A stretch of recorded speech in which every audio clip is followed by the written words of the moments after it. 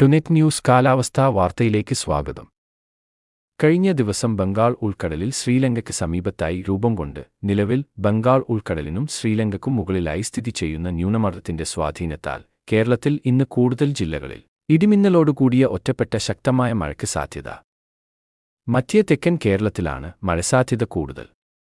വടക്കൻ കേരളത്തിൽ ചുരുക്കം ചിലയിടങ്ങളിലും ഒറ്റപ്പെട്ട മഴ പ്രതീക്ഷിക്കാം.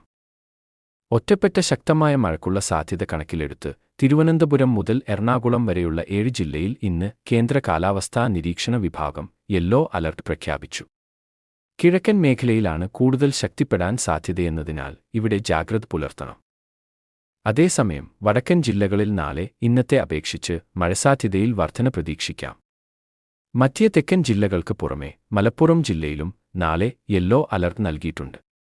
നാളെ 6 ജില്ലയിലാണ് യെല്ലോ അലർട്ട് നൽകിയിരിക്കുന്നത്. നിലവിൽ സംസ്ഥാനത്ത് മറ്റന്നാൾ വരെ വിവിധ ജില്ലകളിലായി യെല്ലോ അലർട്ട് തുടരും. കാലാവസ്ഥാ വാർത്തകൾ കൃത്യമായി ലഭിക്കാൻ ചാനൽ സബ്സ്ക്രൈബ് ചെയ്യുക. നന്ദി.